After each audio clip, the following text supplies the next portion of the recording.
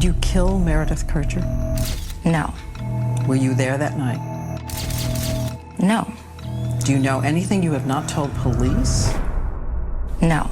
I mean, some of the information that came out was just completely made up. That's a yes, right? I would try everything to stop the cycle. It was that important to me. And he's the monster for not responding to you. That's not what made him the monster. For needing space from you.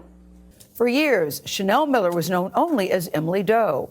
Back in 2015, she was sexually assaulted after a Stanford University party. Brock Turner, a former athlete, was convicted of 3 felony counts, including assault with intent to rape. He only received a 6-month sentence, and that's the low end of state guidelines. So what happens when seemingly secure forms of justice are distorted by bias? How does society view women who step into the spotlight of controversy, whether as victims or the accused? From Amanda Knox to Chanel Miller to Amber Heard, media and legal narratives reveal deep gender biases that distort public perception and compromise justice. It made headlines all over the world. Everyone is talking about it. It's just crazy. In the Amanda Knox case, Amanda Knox was the prime suspect of the murder of Meredith Kircher, who was a victim of a brutal murder and sexual assault during her time studying abroad. Authorities and media outlets quickly resorted to accusing Knox of orchestrating the murder while coercing her then-boyfriend, Raffaele Solicito, into assaulting Kircher. Amanda Knox was scrutinized for seeking comfort in her boyfriend at the time, since this did not meet prosecutor Giuliana Menini's preconceived notion of how a woman should behave. This bias led to many retrials and the wrongful accusation of Amanda Knox. Even after Rudy Guede was convicted for the murder, media reporters such as Nick Pizza exploited Knox's identity as a young woman simply for the headline. This neglected Knox's identity as a victim completely and made her vulnerable to the public eye. In the same manner, Chanel Miller's status as a victim was completely neglected by the media and legal systems. After facing an assault by Brock Turner, Chanel Miller was characterized by her state of intoxication. Miller kept her identity confidential for a short period of time after the assault. Media and news outlets heavily critiqued Chanel Miller and asked invasive questions, while legal systems only gave Brock Turner a minimum of 3 months of sentencing, despite the horrific crime he had committed.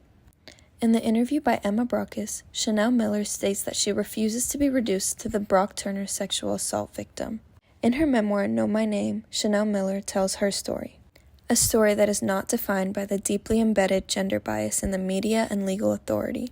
In her memoir, Chanel Miller reflects on the prejudice she faced as a result of not complying with the predetermined standard of the perfect victim. A flawless human being. Oh, no. Yeah. The perfect In victim. order to deserve to live. Yes. Yes. And the perfect victim does not exist. The legal system perpetuates gender bias by holding women to strict standards of behavior. Chanel Miller's intoxication was used to question her credibility. As said by Lucy Cochran in her Elle article, the idea of the perfect victim is hindering the sexual assault movement and it needs to end. The perfect victim, in the eyes of the survivor, could be someone who has a clear recall of what happened, someone who came forward merely hours after an assault to report a crime, and someone who was not intoxicated. Chanel Miller's deviation from the standard of a perfect victim ultimately led in her suffering being completely disregarded. I became a public figure representing domestic abuse, and I felt the full force of our culture's wrath for women who speak out. This is about Mr. Depp, isn't it? No. The Amber Heard and Johnny Depp defamation case can also be seen through the lens of the perfect victim. As Eliana Doctorman affirms in the Time article, the Depp-Heard trial perpetuates the myth of the perfect victim. The perfect victim appears as innocent. She's simplistic. She does not exist. Depp's large following made fun of Heard's pursuit of justice because she did not fit this stereotype of an ideal victim. Therefore, rather than being a victim of domestic abuse, Heard was misunderstood as conniving and vindictive. In the words of Doctorman, videos of Heard testifying about her alleged abuse at the hands of her famous ex-husband were cut and memed and paired with disinformation to paint Heard as a harlot, a drunk, and a liar. The treatment of Amber Heard and Amanda Knox were particularly abnormal since both women were white, complying with society's expected standard of a victim. The prejudice they still faced as women exemplifies how deeply embedded the gender bias is in media and legal authority. The stories of Amanda Knox, Chanel Miller, and Amber Heard remind us of the systemic bias that pervades our media and legal systems. It is up to all of us to question these narratives and demand accountability for the truth.